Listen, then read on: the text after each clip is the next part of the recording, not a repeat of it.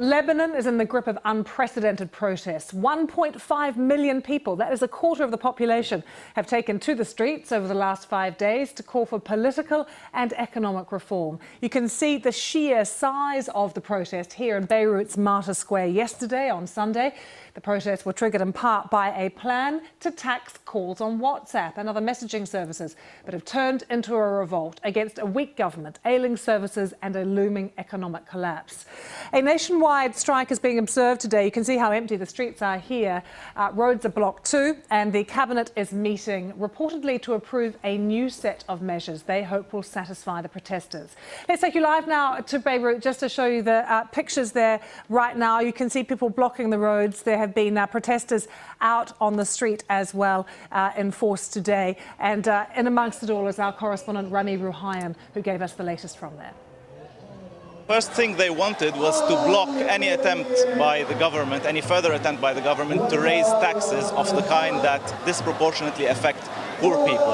It wasn't just the WhatsApp tax, but it was a series of proposals by the cabinet that sparked the protests to begin with, and people came out very angrily against any kind of tax that would disproportionately affect poor people, and any attempt by the government to solve the very deep structural problems in the Lebanese economy simply by extracting more money from the people.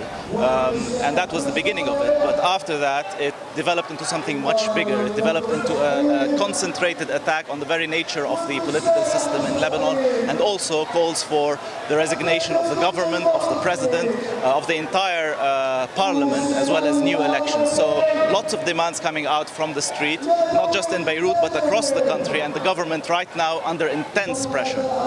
What can the government do to bring an end to these protests, Rami? Because the president has said, I feel the protesters' pain, but are there any policies they can put in place that would satisfy the protesters?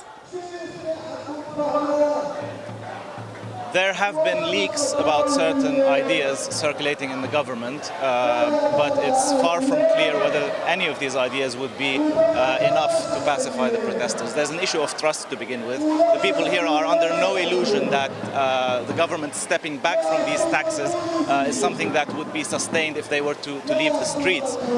They know that it is intense pressure that has forced the government to back down from these measures, and they also know that if they were to come off the street, it's quite likely that the government might feel that the pressure is less now, and that it can maybe either resort to the measures that it was thinking about earlier or not implement reforms seriously. But there is also a question about what kind of reforms are needed. For example, the protesters may not necessarily agree with the kind of reforms proposed by the government. A higher tax on the profits of the banks is something definitely that's very popular, but other measures like privatization, for example, would probably divide people more than unite them, or the people on the streets might not trust the government itself to carry out any such reforms, given the level of waste and corruption that everybody knows exists in the Lebanese system.